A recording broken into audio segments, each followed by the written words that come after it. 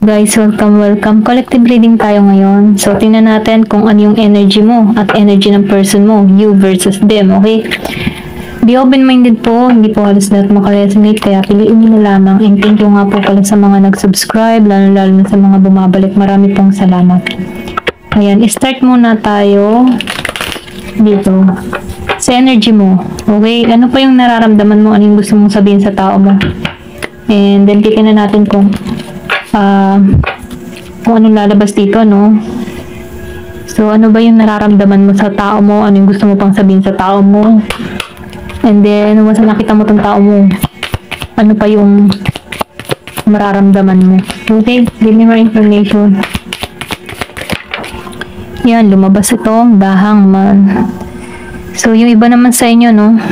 Nakikitaan ko dito na umaasa ka pa rin sa person mo. Yung iba sa inyo, no?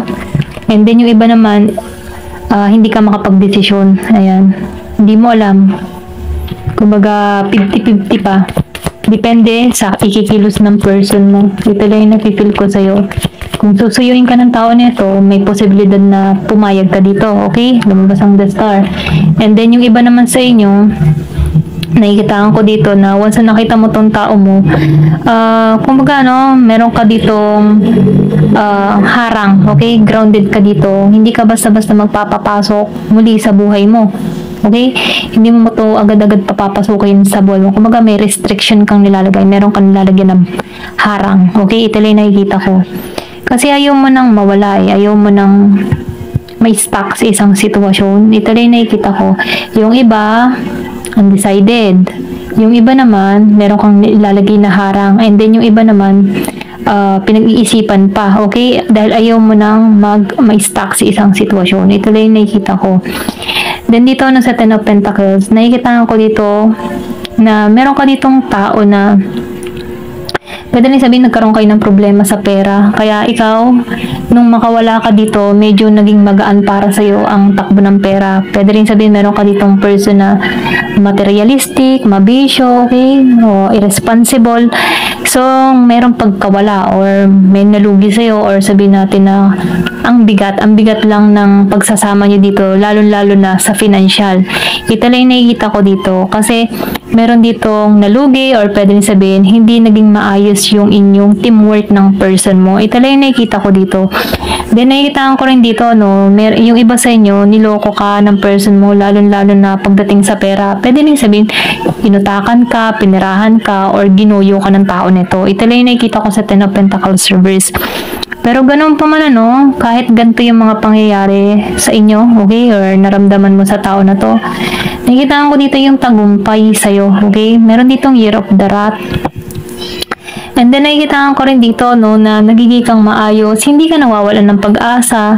Kumbaga no, nagtitiwala ka sa Puong May Kapal. Dahil dito na sa pagtitiwala mo dito, lumalago yung iyong spiritual, okay? Nagiging kang malapit kay God kasi yung faith mo, nananampalataya ka, tinataas mo lahat, sinusurrender mo lahat ng mga problema mo dito.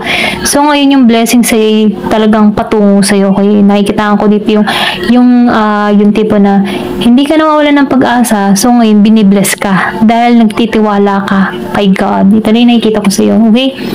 Give me more information. Ano pa yung mensahe? Ano pa yung nararamdaman mo sa person mo? Six of Pentacles. Yung iba naman sa inyo, no, masyado kang naging mapagbigay, okay? And then nakikita ko rin dito, yung iba, open pa rin sa pakipagkasundo. Kumbaga ikaw, gusto mo pa rin makipag-communicate sa tao nito. Kung bibigyan pa ng pagkakataon na maayos pa at gagawa tong tao mo ng action patungo sa iyo, handa ka pa rin makipag-usap dito, makipag-ayos pa dito kasi na-feel ko dito na naniniwala ka pa rin naman sa second chance, okay? Na meron pang pagbabago na magaganap sa person mo. Ito lang yung nakikita ko. Hindi halos lahat ha. Virgo, Capricorn, Taurus.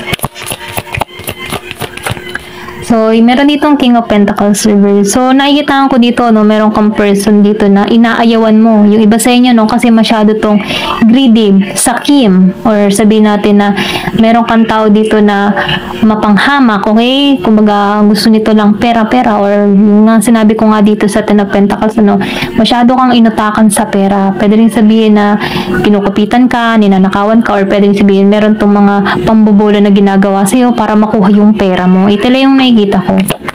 Give me more information. Kumbaga, no, itong tao may pagka madaya. Okay? Panlinin lang. Meron ditong the moon reverse. So, nakikita ko rin dito, ayaw mo, yung iba naman nakakaramdam ng takot. Maybe, na-trauma ka sa person mo, kaya ganun na lang yung takot mo. Hanggat maaari, ayaw mo nang bumalik, okay? Parang, ano to yun, parang bangungot ito para sa'yo. Ito lang yung nakikita ko, hindi ka masaya. Ayaw mo makita yung person mo, galit ka sa tao mo. Maybe, minaltrato ka ng tao nito, sinaktan ka, inabuso ka, or pwede rin sabihin, ito yung naging dahilan kung bakit ayaw mo kasi may trauma pa. Meron pang, yung naramdaman mo dito, sobrang bigat lang ng energy, no? Nakikitaan ko dito yung takot, okay? Natatakot ka, ayaw mo nang maranasan yung mga naranasan mo before, kaya hanggat maaari, ipinapanalangin mo dito sa the star na wag na lang po, okay? Ito lang nakikita ko. So, may pag-aanilangan ka, takot, ayaw mo. Merong year of the dog. Then, meron naman ditong Page of Pentacles. So, nakikita ko rin dito, no, malakas talagang earth sign dito. Halos lahat earth sign yung nakikita ko. Nakikita ko dito, no, yung ikaw, meron ka kasing mas ibang pina-priority kaysa sa person mo. Kaya, wala to sa isip mo, okay? Kumbaga, maybe napatingin ka lamang dito. Yung bang tipo na wala kang idea, bigla lang tong napanood mo to. So, nakikita ko dito na wala sa isip mo na dumating muli sa buhay mo ang tao mo. Ito lang yung nakikita ko, okay? Kasi ikaw yung tipo ng tao na practical eh. Kahit hindi siya dumating o kahit nandyan siya, o okay lang sa'yo, parang wala lang, okay? Ito lang yung napipil ko sa'yo kasi mas priority mo dito yung iyong kabuhayan, yung iyong financial, yung iyong paglago. Doon ka nakatuon. Then yung iba naman sa inyo, mas nakatuon ka sa iyong mga pangarap sa buhay, sa goal mo, or sa paghahanap ng trabaho kaysa dun sa tao mo. Ito lang yung nakikita ko. Give me more information. Ano pa yung mensahe? Nakikita ko rito ng the Fool. So, nakikita ko dito, no, yung iba gusto pa rin ng bagong simula sa person nila. Umaasa ka pa rin dito na isang araw magbabalik tong tao mo.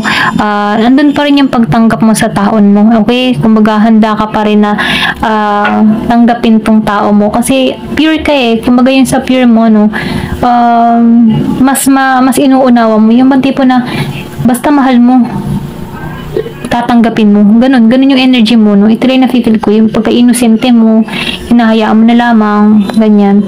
Pero ganun pa man, ano, mahal mo kasi, kaya maybe, kaya ganun ka mag-isipan ng mahal mo eh. Kaya kahit may nagawang atraso tong tao mo, handa ka pa rin tanggapin ito, okay? Kasi naniniwala ka naman dito na meron pang pagbabago magaganap sa buhay ng tao mo. Ito lang nakita ko, may pagbabago pa. Ganyan. Handa ka muling sumugal. Hindi ka pa rin bumibitaw, umaasa ka pa rin, at maybe pinapanalangan mo pa rin tong tao na to na bumalik sa'yo, okay? Then dito, ano, sa Four of Cups reverse, Scorpio, Cancer, and Pisces. So, nakikita ko dito na mas priority mo yung positibo, okay? Kumbaga, handa ka pa rin tanggapin yung person mo kung meron siyang magandang patutunayan sa'yo, kung meron siyang magandang plano para sa'yo, or kung meron siyang magandang suggestion, ano, or meron siyang business proposal sa'yo. Ganun ba? Ito lang na-feel ko sa'yo. Gusto mo yung, meron kang mga hinahanap eh. Kung babalik man tong tao mo, gusto mo yung pagbabago sa kanya, gusto mo meron siyang patunayan sa'yo. Ganun ka, okay? Ito lang yung na-feel ko sa'yo. The Tower. So, ginising kayo, ano, or nagising ka dito. Kumbaga, nagkaroon dito ng biglaang pangyayari na kung saan, ano, winasa kayo dito. Pero ganun pa man, nagkaroon man ng disaster sa inyong dalawa, nagising din yung person mo para kayo na-trigger dito. Ito lang yung nakikita ko. Ayan. Tingnan natin naman yung energy ng person mo. Ano naman yung energy ng person mo? Give me the message.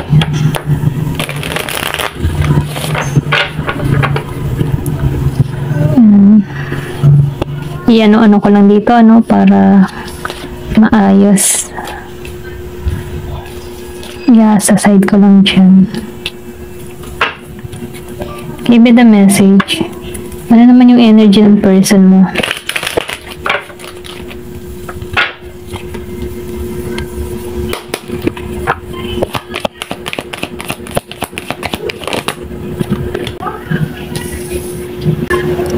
meron ko ditong page of wands.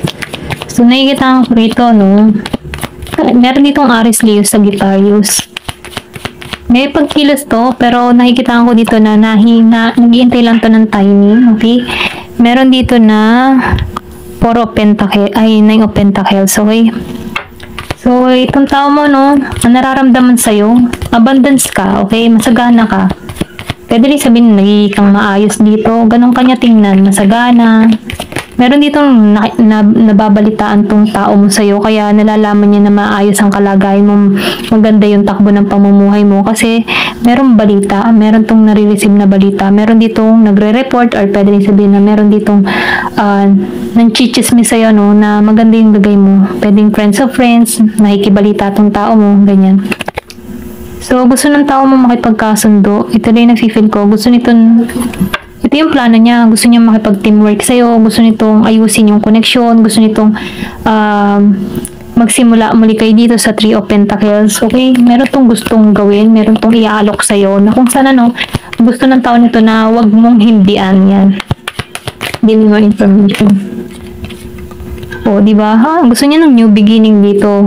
Gusto niya ito nang mag-propose sa'yo. Okay? Ito rin nakikita ko. Pwedeng, ito yung mga plano niya. Mag-propose siya sa'yo. Okay? Para hindi ka na makawala sa kanya.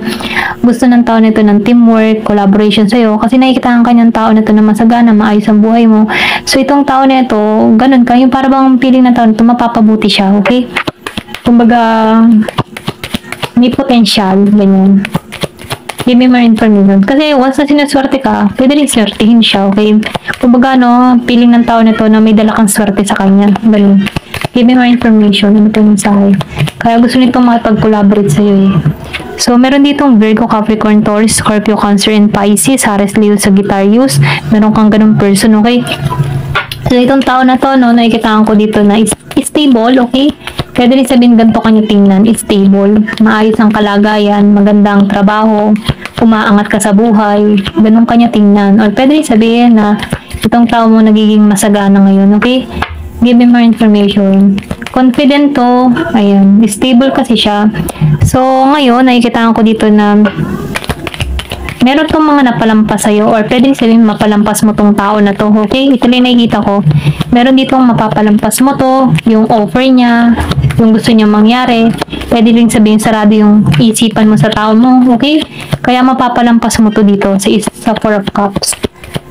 Pero ang gusto niya mangyari dito, itong Ace of Cups, new beginning. Kasi itong tao na to, divinely guided patungo sa'yo, okay? Pwede rin nagbago na to. Meron tong naganap sa kanya, mga pangyayari na kung saan ginising siya. So, kung before, parang nakikita ka ng tao na to na walang improvement. So, ngayon, nakikita niya na nagkamali siya, kaya may pagbawi. So, nafe-feel ko dito, pwede rin sabihin, ikaw yung naging, kumbaga, na miss niya yung opportunity patungo sa'yo. Kasi lumalago ka, ganun kanya tingnan may paglago.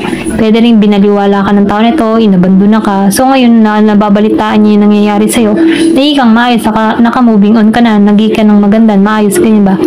So itong tao mo, na-miss niya yung oportunidad sa'yo, okay? Na nabaliwala ka niya dito. Kaya may pagsisisi to, ito lang napapil ko. Queen of Cups. So, Queen of Cups ka. Ikaw yung tipo ng tao na, caring, mapag-aruga, mapagmahal. Kaya ang tao mo dito sa King of Pentacles, napipil ko dito na may panghihinayang to kasi madalang ang tulad mo. Ito lang nakikita ko. Or bihira na makatagpo siya ng katulad mong tao na magaling or madiskarte, okay? Ito lang na-feel ko. Or strong yung personalidad mo. Kasi naibangon mo muli yung sarili mo. Okay?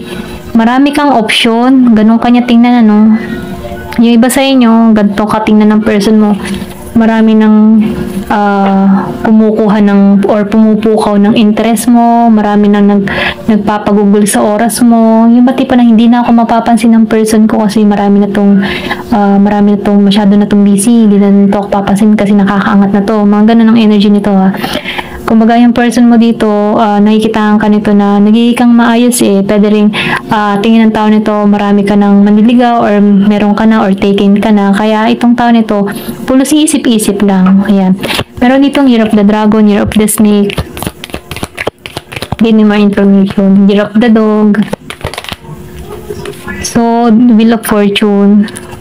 Kung titingnan mo, no, tingin ng person mo, swerte ka, okay? May dala kang swerte. Kaya itong tao nito, gusto nito na new beginning sa'yo kasi alam ng tao na to na swerte ka, okay?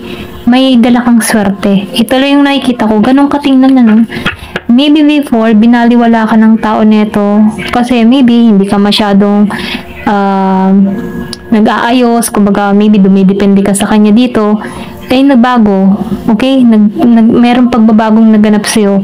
Nung nagkalayo kayo, nagkaroon ka dito ng grow na nangyayari, nag-grow ka. Naunawaan mo yung sitwasyon mo. So, kaysa mag-focus sa person mo, tinulungan mo yung sarili mo dito. So, ngayon itong tao mo, no, nakikita niyo yung paglago, pagbabago sa'yo, parang nagiging iba ka na. So, itong tao mo, may paghanga sa'yo, okay? Ngayon niya nararanasan na, bakit ko to pinakawalan, itong taong ito, okay? Ito na yung nakikita ko. Nasa kanya na, bihira ka pa. Kaya mong gumawa ng mga bagay or dumiskarte para makabawi kang muli. Kaya itong tao neto, nakikita kang maayos, masagana. Kaya gusto na to mag-offer ng new love sa'yo, new beginning. Ayan, gusto nito mag-offer kasi nakikitaan kanya na may dala kang swerte. Okay? Ayan lamang po. Thank you for watching. Love and peace.